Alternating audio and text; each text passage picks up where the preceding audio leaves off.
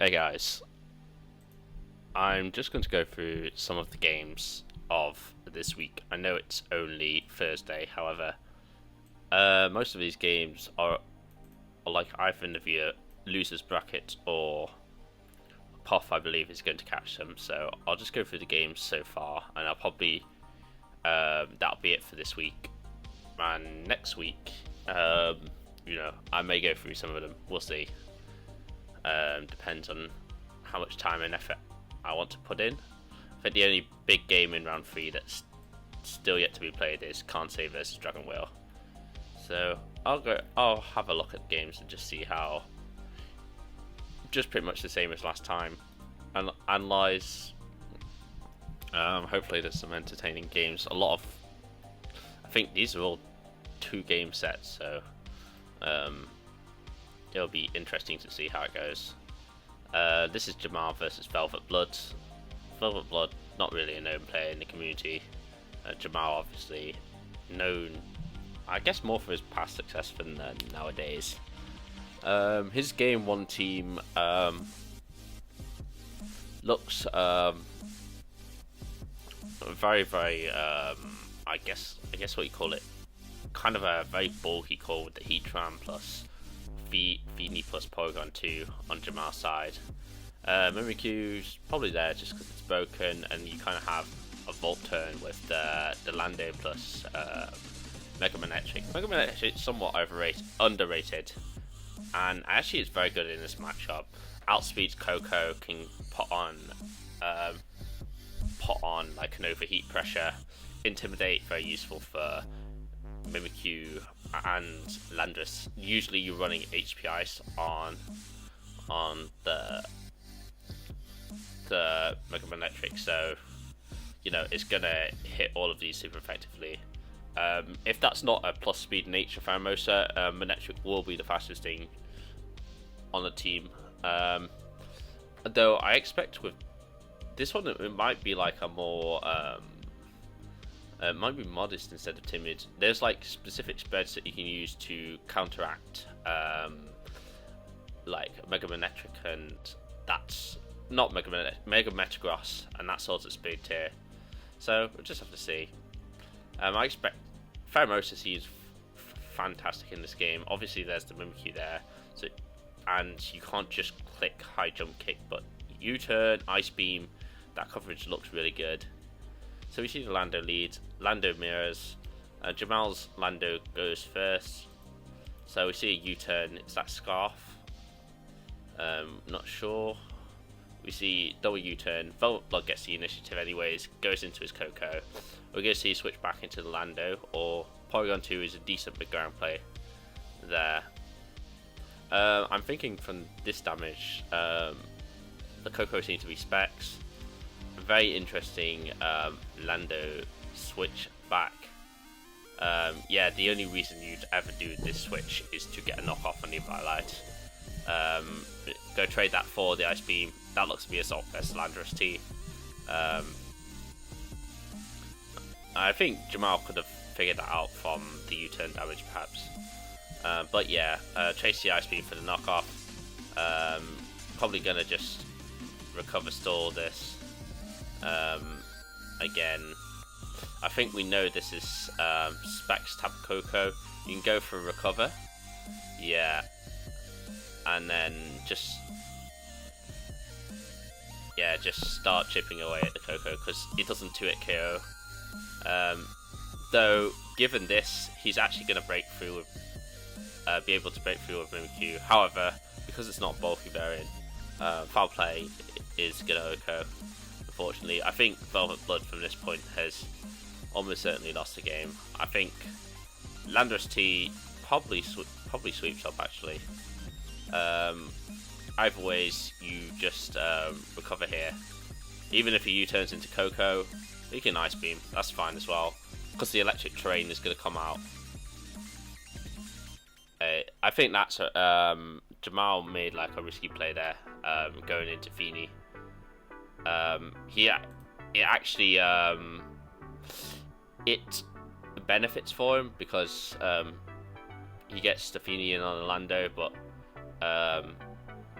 Specs Volt Switch wouldn't have KO'd.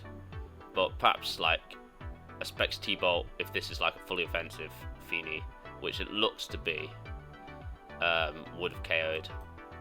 So, I mean, not that I think it would have actually changed the result of the match, but yeah. And then we're going to see Lando come in and just click Earthquake and win the game.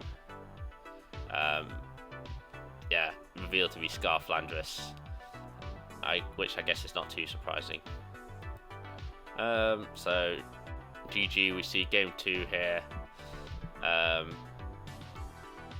We see the, what's it called, the Bishop again.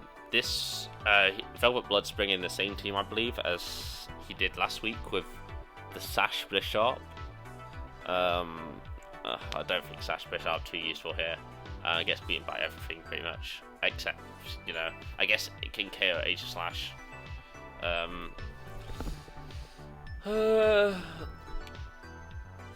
Suicune looks low-key annoying for Jamal, but he does have the Raikou. Raiku's actually a really big threat as well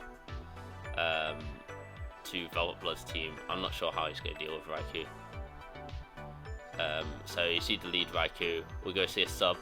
Yeah, sub CM.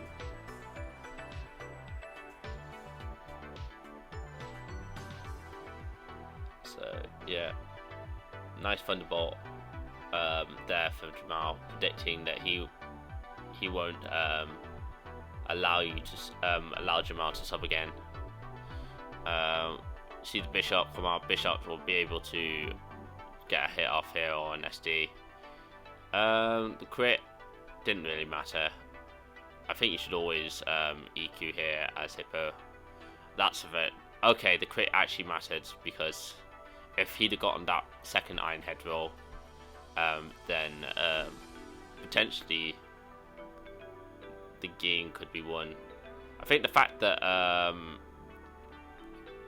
Raikou is so low, oh, that is a terrible play.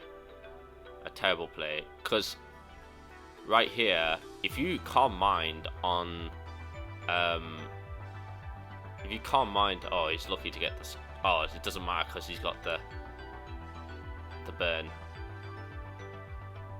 But I feel like with a few Calm Minds, you'd be in a lot better position as the Coon.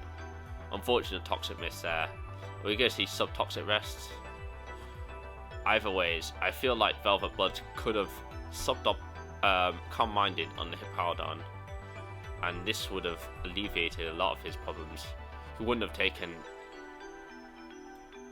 Summons would have to go for Double Edge, for example. And you can kind of... Depends on the Suicune set, obviously. Sub-Skull Toxic.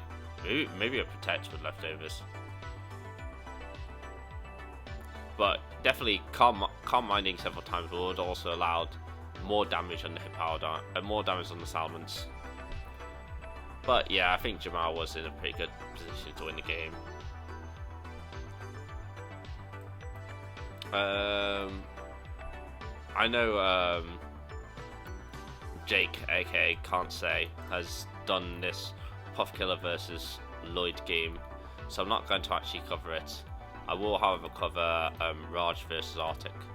I didn't manage to catch this game live, but hey, all of these guys are actually playing Gen 7 plus Gen 6. Gen 7, Gen 6. Oh, there's one GPU game. This is one of the reasons I don't really want Classic to be there. I really enjoyed the 5th generation.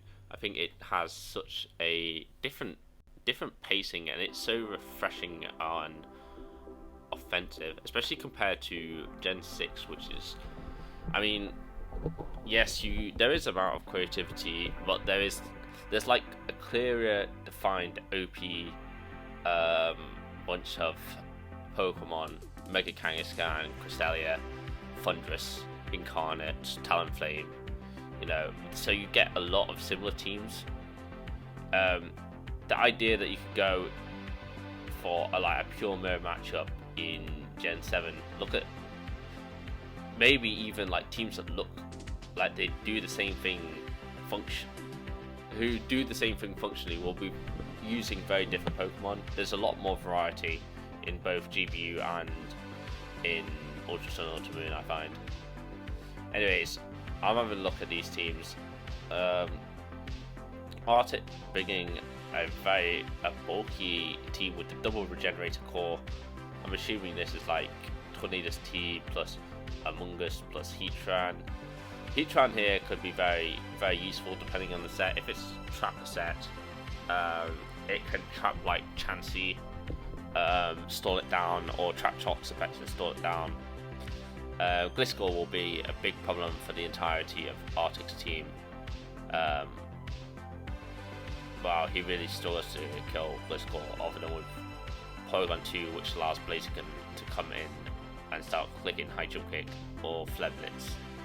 I'm not sure about Arctic's build here, but I guess we'll have to see. Maybe this is Gravity Lando plus Gengar, even. So we see the Intimidate. He's going to switch out straight into Gliscor, get his Toxicor activated. Solid play from Arctic. Raj, I mean. So we see an SD Gliscor. Okay, that makes sense. Like a baton pass into Gliscor. Okay. Icy Wind from Torn actually does a decent amount. So that's going to be Rocky Helmet. It looks to be Z Tornadus.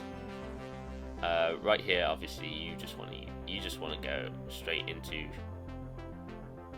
That's pretty good. If this Gengar has Hex, he would have KO'd right there.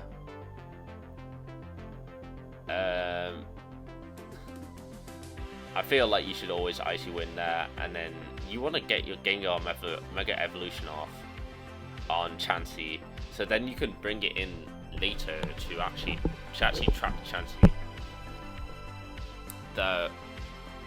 Like here, that's just gonna get. I don't like how Arctic's playing that. He should be a lot more patient in the Storm matchup, I feel, and that you can bring in Gengar, get your Mega Evolution off, and then obviously Torn is gonna live one hit from Gliscor, or you can go Landorus too, depending on the set.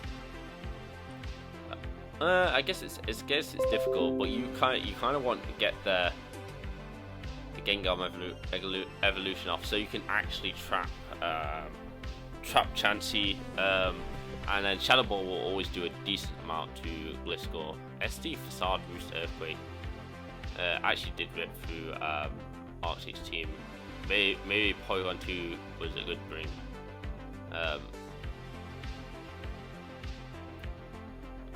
It depends. It obviously depends on the set. Like P2 doesn't do well against like the top row or Blaziken.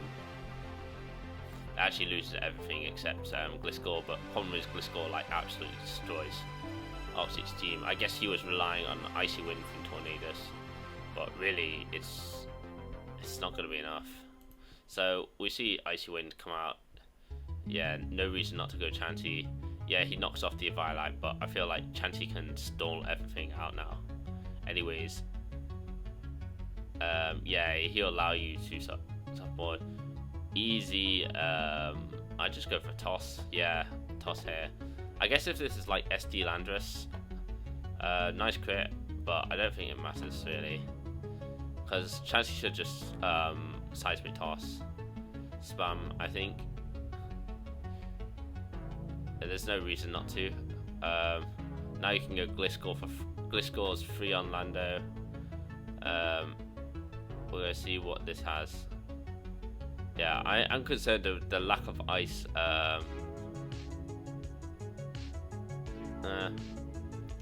So we see the Sky Strike finally does a decent amount of damage. If the thing is, if Arctic had played to that as a win condition, with by showing the knockoff and threatening the knock on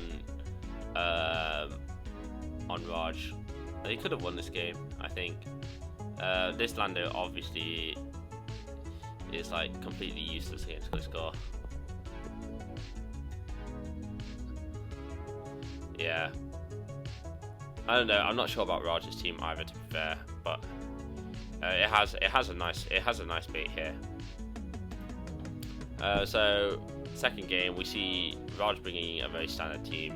Both of them being actually standard teams. Probably, you know, standard Mega Kang. You're not sure what set this is running. Can run like Secret Power, Fake Out, Power Punch, all sorts. The Crest, and I'm assuming the Zapdos here are specifically for walling that. Maybe a Belly Drum Azumarill. Fairthorn here can be it can be actually quite decent. It walls Sylveon for one. Sylveon, I think in this it's like tends to be specs. The power of Pixelate boosted stuff is very strong. Right here, I don't think Raj is going to stay in, but yeah, that's why I'd have gone for the Sludge Bomb. I think like that's, but I guess that's like a really risky play. Now you've lost your Cresselia basically. Oh, especially now that's awful. Unfortunately, he gets full powered. What does Arctic go for another substitute here? Yeah, that's the correct play. And with a Sludge Bomb, he'll be able to take that out and then go into whatever's next.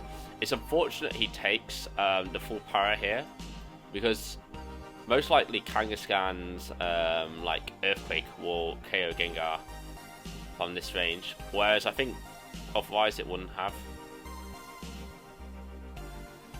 But yeah, trapping the Cresselia is really useful if you have your own Kangaskhan. The game will probably be over. So yeah, nice chip on the Fairthorn. Just go for a Gyro. No, I wouldn't have. I guess I get the Protect, i.e. I feel like with both Earthquake and Return, like I guess you can have Fire Punch, but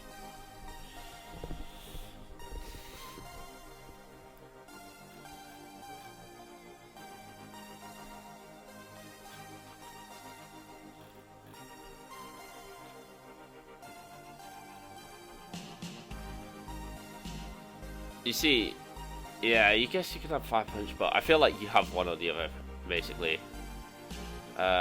We see HP Fire from the Sylveon. He should have actually probably stayed in and Gyro Balled.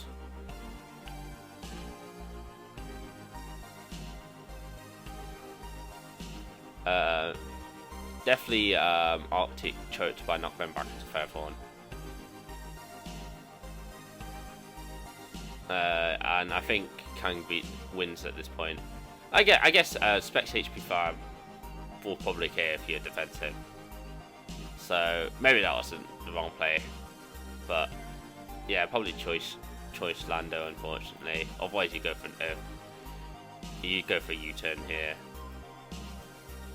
Or you could have hard switched into Fairthorn. Fairthorn would have not taken much for a non-choice, and then you can go for a Gyro. So I guess I'm not sure. We're going to see a sub Earthquake Return sub. Yeah, so it's some weird set.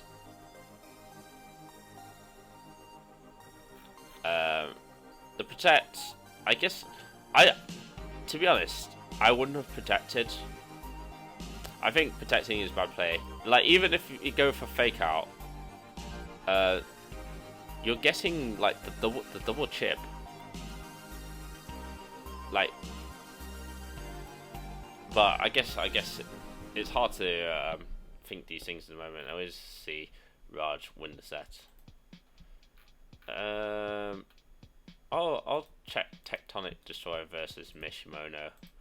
I'm not sure what I'm going to think about this game. I know Mish plays GPU. Quite standard team. Just sand offense plus a bunch of broken priority users. Like Class Thunderous is a priority user. You know, actually, here he's got his own Thunderous. Lati here. Yeah, Sizzle, Suicune. Coon pretty decent if you get rid of Fund. and Breloom. Mamoswine as the lead beats everything except Cress and Scizor. So Mamoswine actually a big big threat. Yes, you can Mach Punch with Breloom, but Icicle Spear is generally gonna, most of the time it will KO, and if it doesn't, Icicle Spear into Ice Shard will KO from a Sash Mamo. Cress is probably going to be the main wall. Walls like most of Mish's team, unfortunately. It'll be up to like Coon setting up, or perhaps SD Scizor, or Nasty Block Fund can break through, or Specs Draco. So we see the Mamo versus Scizor lead. You want to get out of here. Probably going to say U-turn from Scizor. Yeah. Into Cresselia. Cresselia, a really big problem actually. So we see, is this SD? Yeah, the thing is, you can tell it's SD based on the fact that there's no other way to break Cresselia. Yeah, Scizor generally loses the mirror matchup if it's Steel Gem. We see Blaze Gun, but there's no way Blazer can get through Cresselia.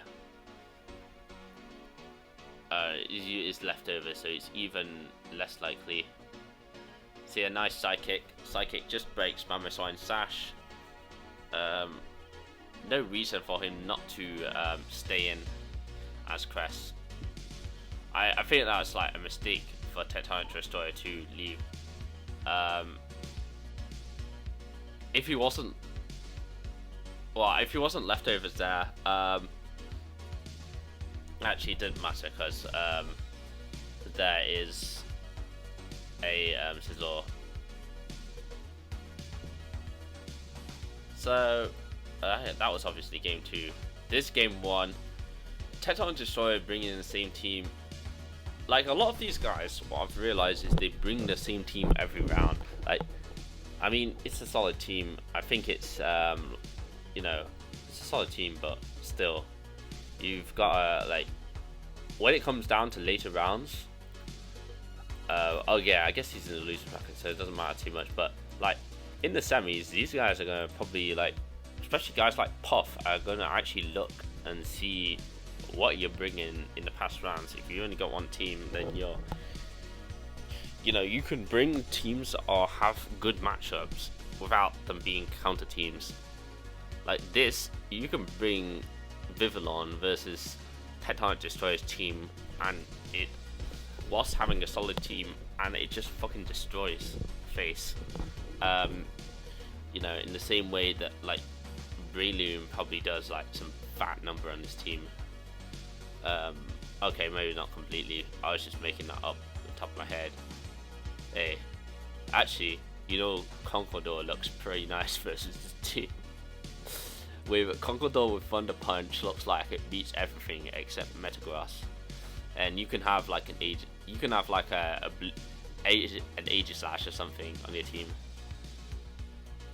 So we see, or Celesteela. Hey, so we see Celesteela versus Porygon. You know, you can scout the discharge here.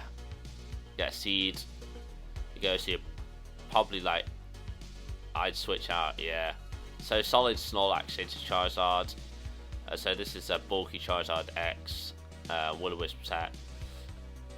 You probably want to Yawn here. Or actually, as Snorlax, you can Curse Recycle and beat this. You got a double curse here, yeah. Because the reason you go Feeny, probably a Taunt coming out. I don't think that was a problem, actually. I'm surprised that Tectonic Destroyer actually went into his Gengar, where he can just leave his Gengar to be to revenge later, because Sludge Bomb, nothing likes it. So we're going to see probably another curse. Oh, we should see another curse here. Recycle after this curse. kind of hoping for a crit from Mish's end. If he hasn't got the if he hasn't got the taunt, this is gonna be a bit of a difficult one where Snorlax just wrecks through his whole team. And especially the ironic thing is that you can't Calm Mind now. Yeah, you should just keep attacking. Moonblast's gonna do like nothing because Snorlax is one of the bulkiest mons in existence on the special side. And here, I think, yeah, it's GG. I mean, Mish says some things in the chat about, you know, needing to bring Terrakion. I mean, Terrakion wasn't terrible this game. Actually, Terrakion, it only sucks versus Hippowdon. I mean, it's not great versus like Gengar or Mimikyu, but you can break disguises.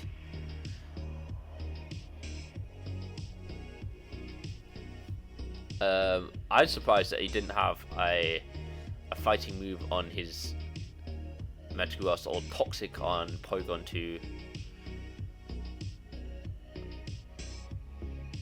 Toxic on Porygon 2 would have really helped him out. It's hard to do that with a Feeny team though. I mean, you got the Will-O-Wisp, but that game was pretty much over if Snorlax would just get +6. Maybe you could have walled Snorlax with Porygon. It's hard to say. I think Snorlax actually stalls out. Snorlax would eventually die due to burn. Depends on the recovers and how much +6 return does. Anyways, I'll leave it there. Cheers for tuning in.